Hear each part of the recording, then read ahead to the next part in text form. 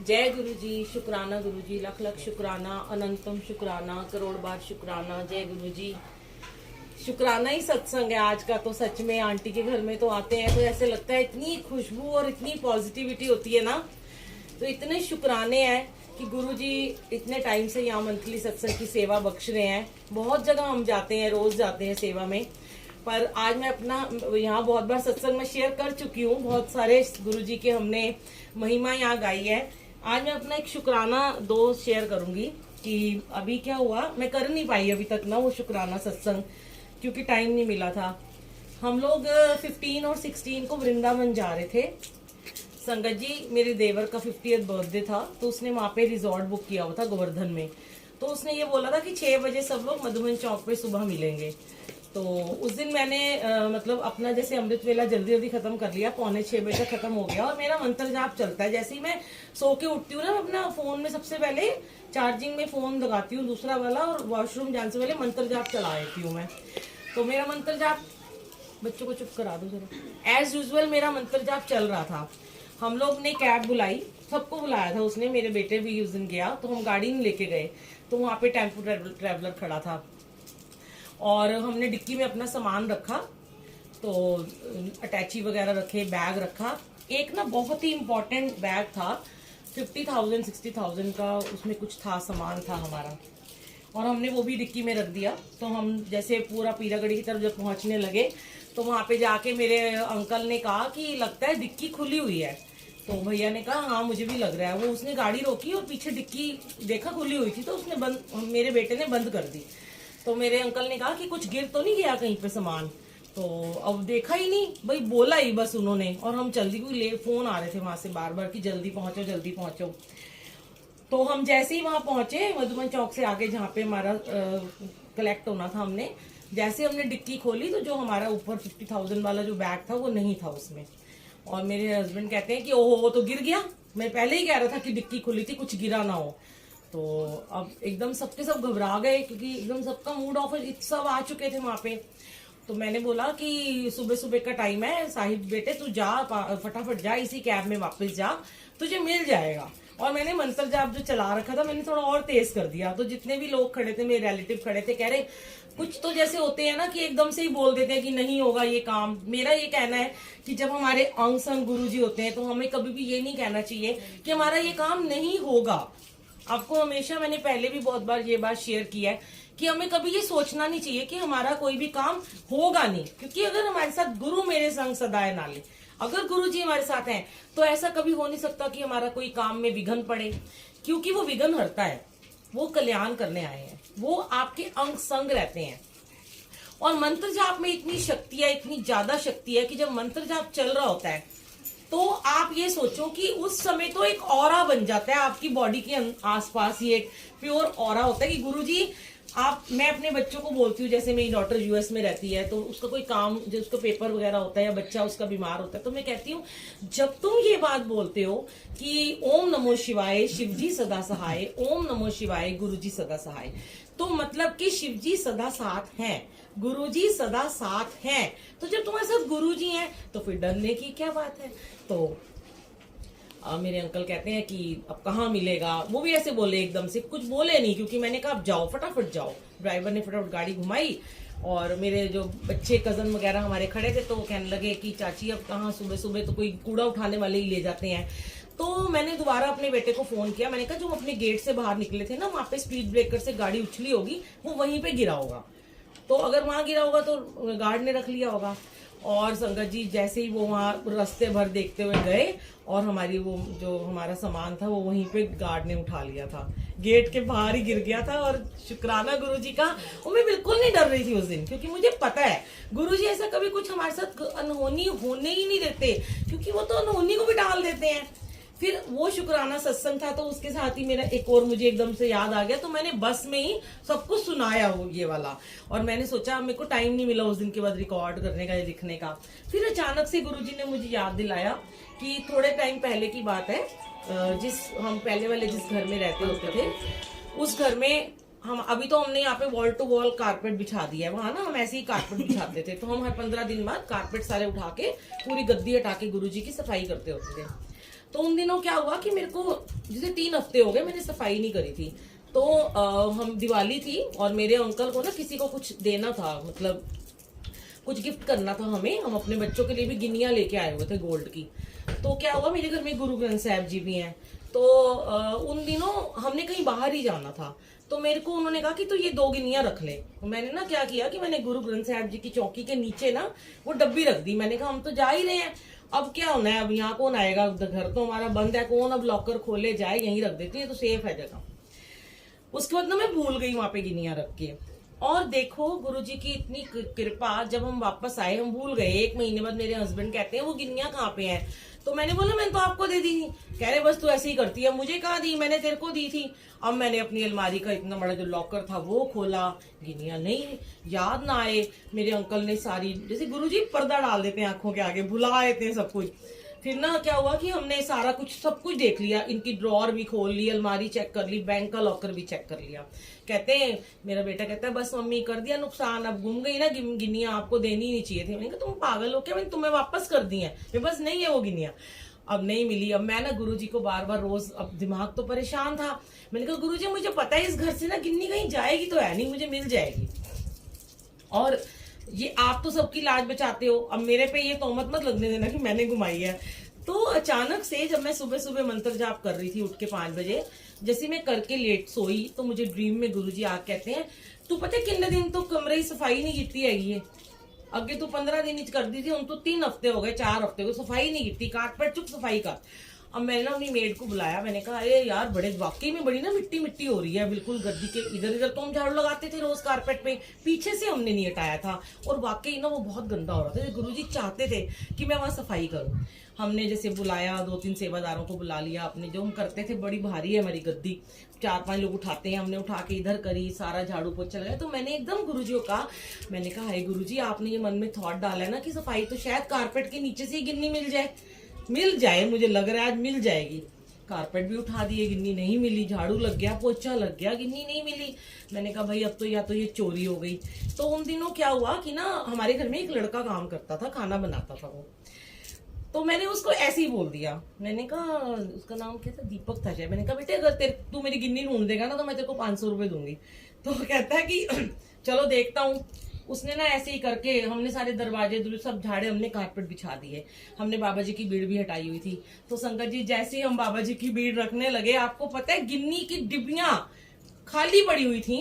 और गिन्नियां जो थी, ये जो हमारी वॉल के पास वो नहीं होती, कार्विंग होती है नीचे जो एक टाइल लगी होती है जिसके ऊपर कभी कभी मिट्टी हो जाती है, दोनों गिनिया टेप से उसके ऊपर चिपकी हुई थी दीवार के ऊपर। और मेरा तो रोना ही निकल गया। मैंने कहा ये क्या हुआ है, मतलब गिन्नी डब्बे में से निकल के दीवार में कैसे चिपक गई होगी, क्योंकि उसमें टेप लगी हुई थी ना गिन्नी डब्बी में जब चिपकी हुई थी। तो वो उसने ढूंढी, कहता है लो मिल गई आपकी, देखो ये एक तो चिपकी हुई दिखी, तो दूसरी उसके साथ ही मैंने देखी, क्योंकि उसने तो चुराई नहीं थी। मैंने उसको फटाफट 500 रुपए दिए, मैंने कहा ले थे। वो कहता है देखो आपकी चीज मिल गई ना। मैं कहा शुक्राना गुरुजी, आपने इसीलिए मुझसे सफाई कराई थी। और सारी सफाई भी हो गई। कह रहे ये भी साफ कर रहे थे, मिट्टी जमी हुई है, मतलब वो जो टाइल थी कोने पे जो नीचे छोटी सी लगी होती है, उसके बिल्कुल ऊपर ऐसे से किसी ने रख दी हो दोनों गिनिया। इतना शुक्राना गुरुजी का, अपनी संगत को कभी भी लेट डाउन नहीं होने देते गुरुजी। इतने प्यारे हैं, इतने प्यारे हैं, इनके हम कितने गुणगान कितने शुक्राने करें ना उतने ही कम है। मतलब बड़ा आनंद आता है इनके शुक्राने करने में भी। जब शुक्राना करने बैठती हूँ, हजारों लाखों शुक्राने याद आते रहते हैं। एक ये समय इतना होता नहीं है कि हम यहाँ इतने सारे सत्संग शेयर कर पाए। और आज तो हमारे यहाँ एक आंटी के यहाँ एक और ब्लेसिंग है। अंकल आए हुए हैं, डोगरा अंकल आइए, प्लीज आइए आप।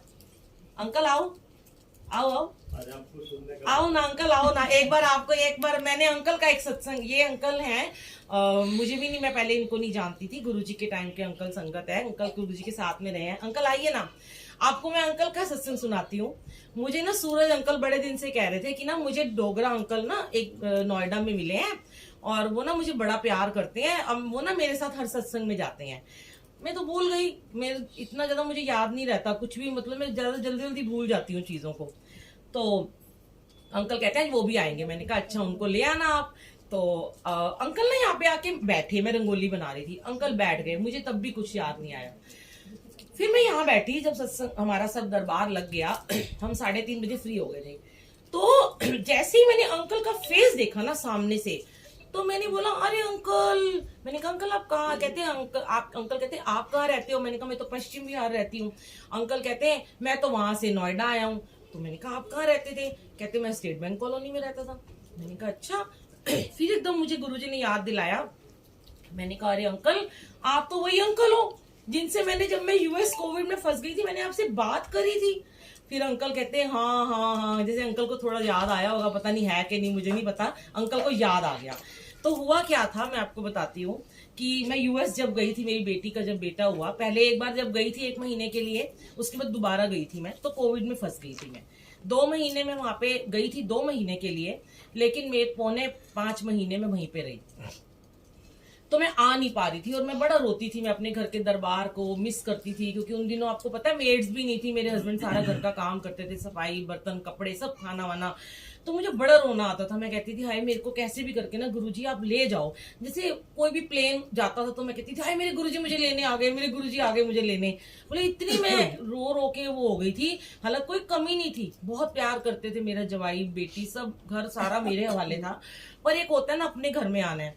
तो उन दिनों की बात है, मेरा ना जैसे मैं अमृत वेला करती हूँ, मेरे को हर चीज ना अमृत वेले से मिली है, आप सबको पता है। जिसको जो एक्सपीरियंस होता है ना वो वही शेयर करता है। हो सकता है किसी को दिन में जाप करके कुछ मिलता हो, किसी को शाम को मिलता हो, किसी को सुबह। मुझे सुबह करके बड़ी शांति मिलती है और मुझे मेरे काम हो जाते हैं। तो उन दिनों वहां पे दिन और रात का फर्क था। जैसे ही वहां रात होती है, दिन हो जाता तो लोग मुझे कॉल करनी शुरू करते, तो मैं रात भर सोती ही नहीं थी वहां। तो एक दिन ना मेरे को एक संगत ने कहा, कोई मेरी जानकार थी, कहती आंटी आपने ना अमृत वेला छोड़ दिया है, इसीलिए आप ना आ नहीं पा रहे हो।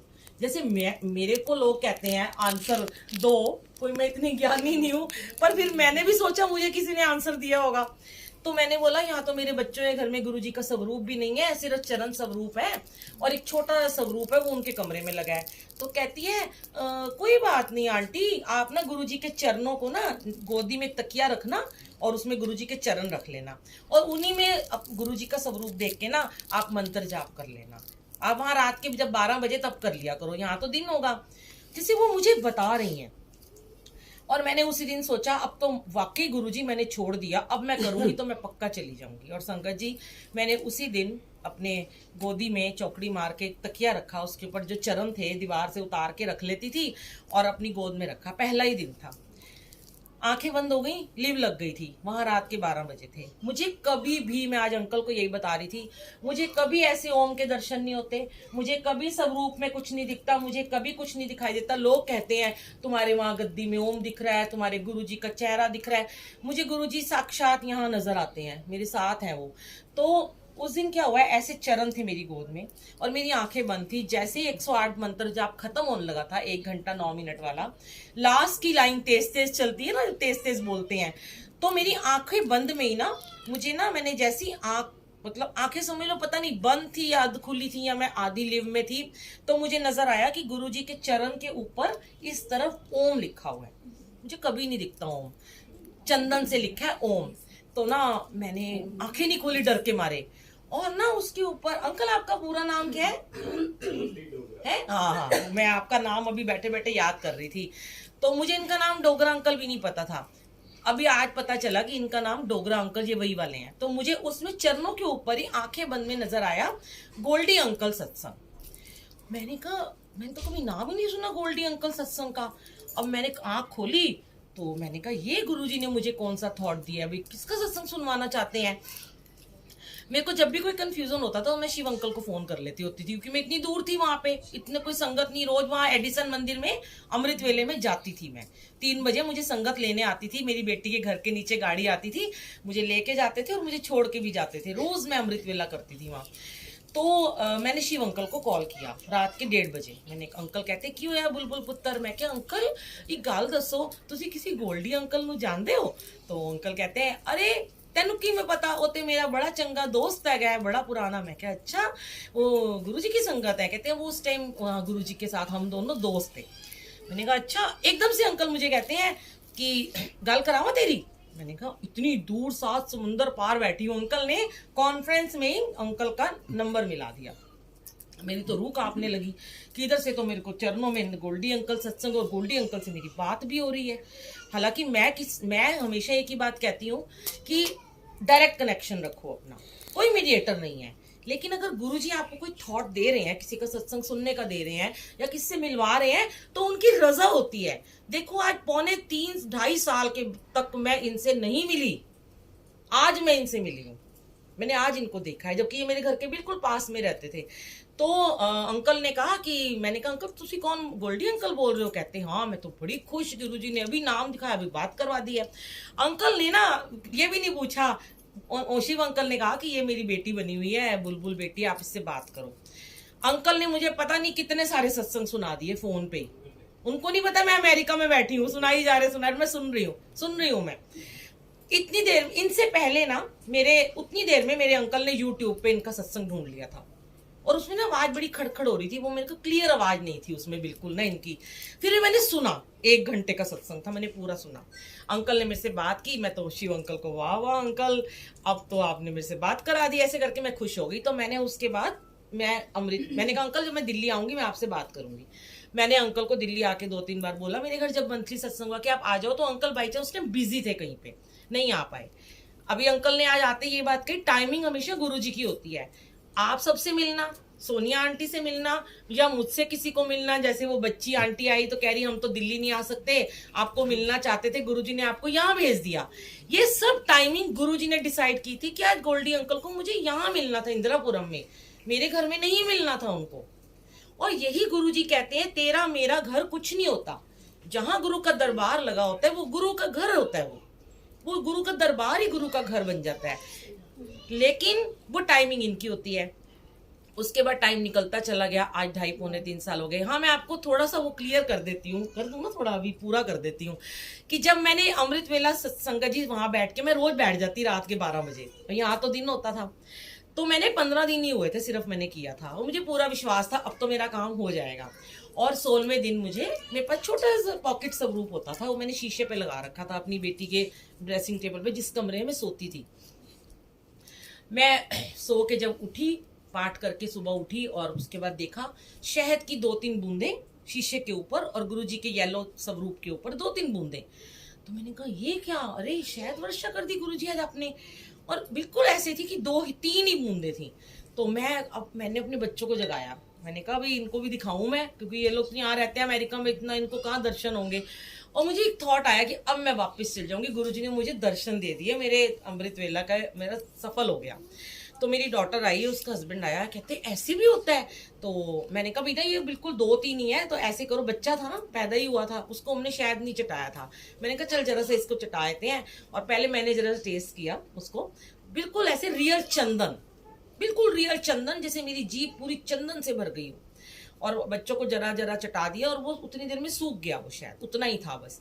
फिर उसके बाद संगत जी आप बिलीव नहीं करोगे, उसी दिन मेरी टिकट बुक हो गई इंडिया की, उसी दिन 1 घंटे के बाद। और मैं इतनी ब्लेस्ड फील करूं कि गुरुजी सच में मुझे लेने आ गए हो, आपने आज सारे मुझे दर्शन दिखाए, ये दिखाया, ओम के भी दिए, शायद वर्षा भी दी।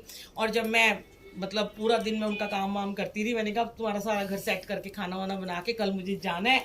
8 जून थी, बड़ी मैं खुश थी। जब मैं आ रही थी वापस, तो मेरे बेटे ने कहा कि मम्मी आपको तो क्वारंटाइन करना पड़ेगा। उस टाइम ना होटल में रुक रहे थे 7 दिन के लिए, तो वो 14 दिन वाला नहीं था। तो कह रहा बता देना सिद्धार्थ विदार्थ कहाँ रोकना है। तो मैं ना रास्ते में मेरा पूरा टाइम मंत्र जाप चलता रहा। एक बड़ी मजेदार आपको सुनाती हूँ सत्संग, हंसोगे आप।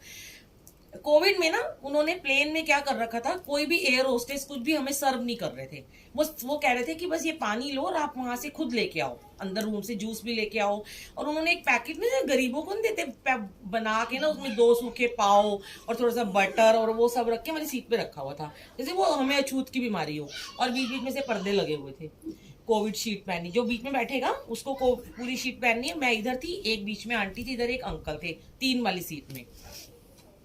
अब जैसे ही मैंने वो खाना खोला, क्योंकि मुझे रोटी बड़ी अच्छी लगती है, मुझे ये उटपटांग ये खाना अच्छा नहीं लगता, या मुझे फ्रूट्स अच्छे लगते हैं।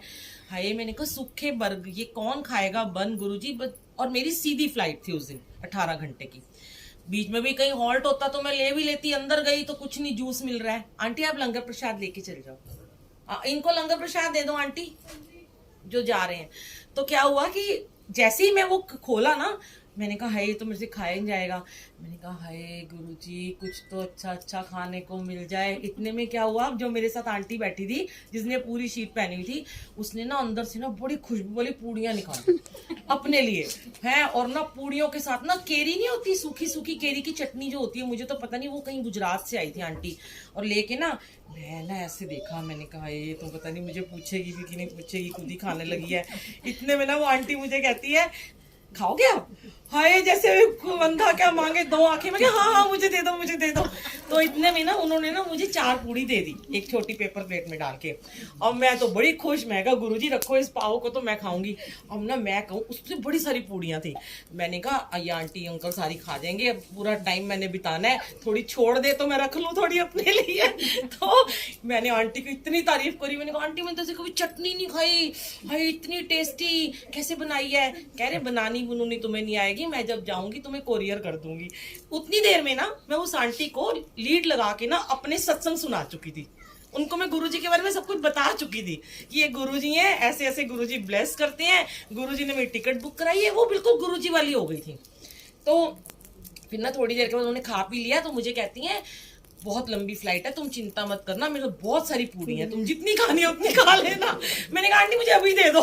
मैंने लेके ना रख ली, कहीं बाद में इसका मूड ही ना बदल जाए। तो मैंने कहा भैया इतनी लंबी फ्लाइट है, इसको थोड़ी 5-6 पूड़ियाँ रख लेती हूँ। नहीं इतनी स्वीट गुरुजी, इतने प्यारे हैं, अंग संग रहते हैं कि तेरे को भूखा भी नहीं मैं छोड़ूंगा, तुझे जो चाहिए वो तेरे को दे रहा हूँ। फिर उसके बाद जब मैं घर पहुंची तो मेरा बेटा कहता है कि अब आपको ना 7 डेज के लिए होटल में रहना पड़ेगा। तो मैंने कहा गुरुजी अभी भी मुझे घर नहीं बुलाओगे? तरसूंगी आपकी गद्दी के लिए, आपको दर्शन करने के लिए। मैं तो सीधे बड़े मंदिर आना चाहती थी, अब क्या होटल में रहोगे क्या मेरे साथ में? तरसती रहूंगी क्या? जैसे ही मैं पहुंची तो बहुत सारी मतलब बहुत हमें चलना पड़ा था, और हमारा सामान भी कोई नहीं, आपको पता है उस टाइम पकड़ रहा था। तो मैंने देखा कि वहां पे 2-3 पुलिस वाले बैठे, तो एक यंग सा लड़का आया, वो आके मुझे बोलता है कि आपको घर जाना है? तो मैंने बोला हाँ हाँ मैं कैसे जा सकती हूँ। कहता है आप इनको बोलो मेरी तबीयत ठीक नहीं है। अब मुझे तो कुछ हुआ नहीं, मेरे को सिर्फ बीपी की गोली मैं खाती थी, अब मैं झूठ क्या बोलूँ, मुझे क्या बीमारी है। वो कहता है डॉक्टर कहता है क्या हुआ? मैंने कहा मेरा ना बीपी हाई है बड़ा, मेरी दवाई खत्म हो गई है। कह रहा है जिस होटल में रुकोगे वहां आपको डॉक्टर भी मिलेगा, आपको दवाई भी मिलेगी, आपको कोई भी प्रॉब्लम हो चाहे सांस की भी हो हम आपको देंगे। मैं आ गई, मैंने कहा बड़ा सड़ियल सा है, और बुजुर्ग लोग भी कह रहे थे कि हमें भेज दो, नहीं भेज रहे थे। मैंने अपने बेटे से कहा तू होटल ना बुक कर दे। वो जैसे ही होटल बुक करने लगा, इतने में ना एक लड़का और आ गया यंग सा।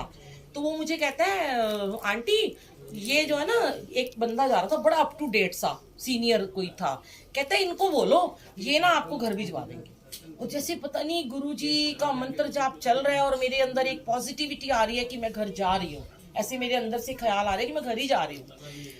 इतने में ना मैंने उस बंदे को पकड़ लिया। मैंने कहा अंकल, मैंने भैया ऐसे ऐसे ना मुझे घर जाना। कहता है घर जाना है? मैंने कहा हाँ जी। कह रहा है अपने डॉक्टर को बोलो, आपका फैमिली डॉक्टर है, एक वो भेज दें, मेल कर दें कि आपकी तबीयत ठीक नहीं, आपकी दवाई खत्म है। मैंने कहा कहाँ पे? कहते वो जो अंदर पुलिस बैठी है। क्या कि वो चला गया। मैंने फिर अपने बेटे से कहा तो कोई मत बुक करिए होटल, मैं ना घर ही आ रही हूँ, तो जल्दी डॉक्टर दुबे को बोल मेरे को फटाफट ना स्लिप भेजें। फिर पहुंच गई इस पुलिस वाले के बाद, कहता है फिर आ गए। मैंने कहा रुको आप वेट करो, आपको मेल आ रही है। मेल आई, कहता है ऐसे देखा उसने मुझे, कह रहा लंबी अप्रोच लगवाई है अपने। मैंने कहा ये तो लंबी अप्रोच तो इनके आगे लगी है। कह रहा लीजिए आप जाइए घर। और कम से कम वहां पे 58 लोग थे, जिसमें इतने बुजुर्ग भी थे, और सिर्फ अकेली मुझे उन्होंने घर जाने के लिए बोला। मैं इतनी खुश थी कि उसने मुझे कहा कि यहाँ से कैब बहुत दूर खड़ी है, आपको 3 मेरे पास बड़े बड़े सूटकेस थे, आपको लेके अकेले जाना पड़ेगा। और यूएस में इतनी ठंड थी, यहाँ इतनी गर्मी थी भयंकर, 8 जून को यहाँ गर्मी थी। मैं चल रही हूँ, मुझे खुशी इतनी है कि मैं पैदल भी जाने को तैयार हूँ। भैया को बोला, भैया कहता है ये आपका सामान आपको खुद ही अंदर रखना है, हम तो हाथ नहीं लगाएंगे। जैसे ही गाड़ी में बैठी एसी बंद। अब वैसे ही गुरुजी बड़ी परीक्षा लेते हैं। मैंने कहा भाई एसी चला दो भैया। कहता है आपको पता है आप बाहर से आए हो, यहाँ पे एसी नहीं चल रहे, कैब में बंद कर रखे हमने। मैंने कहा भैया ये तो बड़ी गर्मी है, बड़ी गर्मी है। अब जिस फोन आ रहे हैं मुझे लोगों के, उल्टे पुल्टे फोन कर रही हूँ कि मैं आ रही हूँ, मैं आ रही हूँ, ये नहीं पता मैं किस किस को कर रही हूँ। और जिसको फोन कर रही हूँ ना, तो मैं पता है मेरे को गुरुजी घर भेज रहे हैं डायरेक्ट, मैं होटल में भी नहीं गई। पर ना ये गाड़ी वाला बड़ा ही गंदा है, एसी नहीं चला रहा। पूरे रास्ते ही बोलती थी। जैसे ही पीरागढ़ी आने लगा भैया ने एसी चला दिया। मैंने कहा भैया आप क्यों चलाया है? कह रहा है मैडम आपने मेरी इतनी बुराइयां कर दी है ना, मुझे एसी चलाना ही पड़ गया। और मैं इतनी खुश। और संगत जी उसके बाद मतलब ये सत्संग जरा सा हो रहा है कि ब्लेसिंग कैसे साथ आई थी।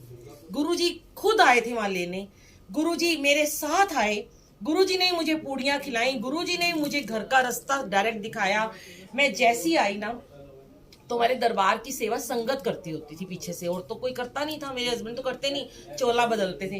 तो देखिए जैसे मैं ये ऐसे चरण लगाती हूँ ना, तो उन्होंने ना चरण ना सीधे लगा रखे थे, जैसे बिल्कुल चिपका के लोग लगाते हैं। तो मैं कभी भी ना ऐसे नहीं लगाती, मुझे लगता है गुरुजी ऐसे बैठे हुए हैं, मुझे लगता है गुरुजी पैर फैला के आराम से बैठे हैं।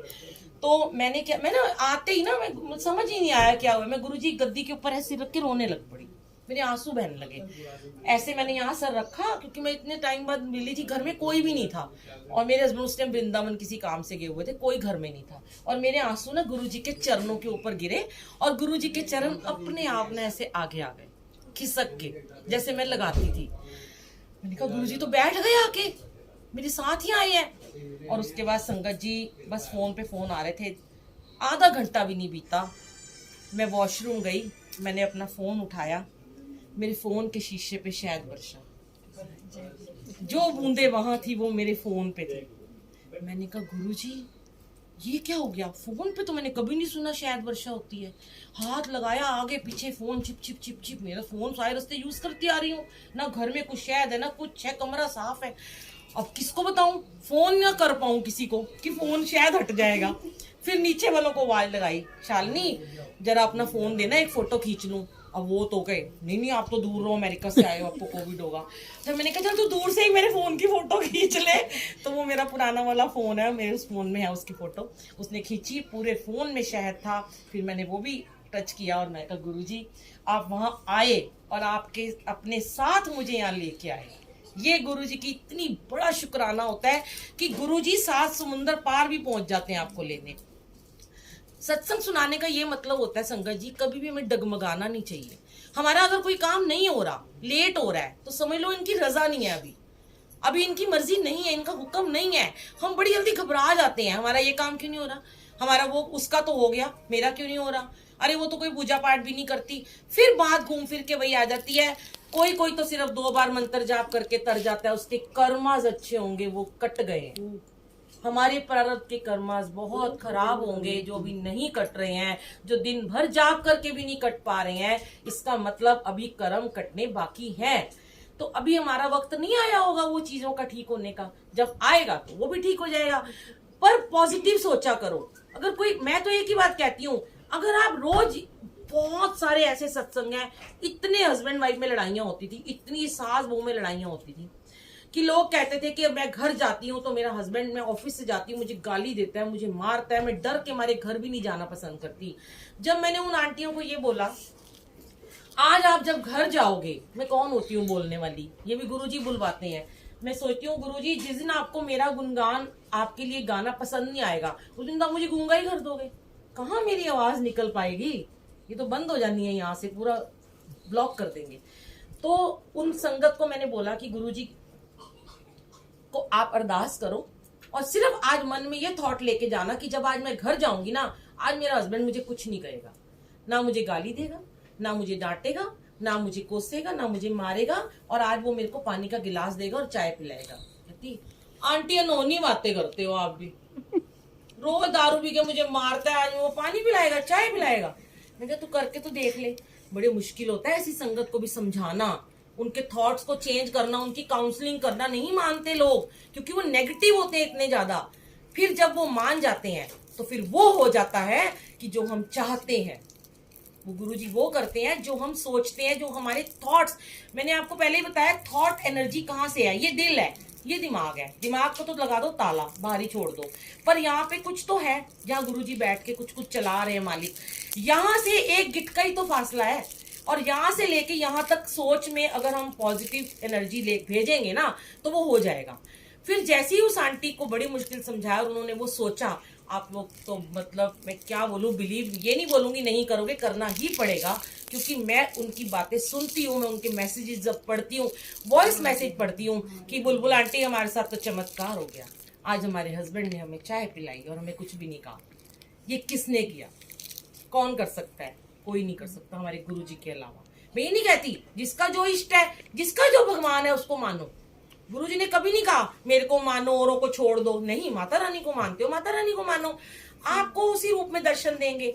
अब कोई राधा स्वामी को मानता है, कोई साईं को मानता है, कोई कृष्ण को मानता है, कोई राम को मानता है। हम गुरुजी थोड़ा ना हमें मना करते हैं मत मानो, पर एक लिव जो होती है ना, अभी आपने सुना कृपा कर बनवारिया, साची लिवे बिन देह निमानी, क्या करे बेचारिया। ये लिव ही नहीं लगती है। जिस दिन आपकी लिव लग गई, जिस दिन आपका ध्यान केंद्रित हो गया, जिस दिन आपने ये सोचा अब तो यहाँ बहुत आज ब्लेसिंग है, इतनी संगत से घर भरा हुआ है। शुरू में जब मैं आती थी तो संगत बहुत यहाँ डिस्टर्ब होती भी थी और करते भी थे, पर शुक्राना मेरे गुरुजी का कि इतने सत्संग करवाते हैं और इतना कुछ बुलवाते हैं कि आज संगत खुद ब खुद डिसिप्लिन में रहती है। और इसका क्रेडिट जो गुरुजी आपको दे रहे हैं ना, आपको नहीं पता, आज आपको इसका फल नहीं समझ में आएगा जो आपको ब्लेसिंग मिल रही है। आपको तो ब्लेसिंग मिल रही है और उसके जो ये संगत सोनिया आंटी आपको यहाँ जोड़ रही है, इनको भी ब्लेसिंग मिल रही है। और जब अगर मैं कुछ बोल रही हूँ और आप उसको मान रहे हो तो आप सोचो उसका 1% तो मेरे अकाउंट में भी आ रहा है। मैं तो हुई स्वार्थी, मुझे तो सिर्फ ब्लेसिंग ही चाहिए। तो शुक्राना मेरे गुरुजी, अनंतम अनंतम शुक्राना। अंकल एक बार आप भी थोड़ा सा शुक्राना कर दो, छोटा सा, आ जाओ।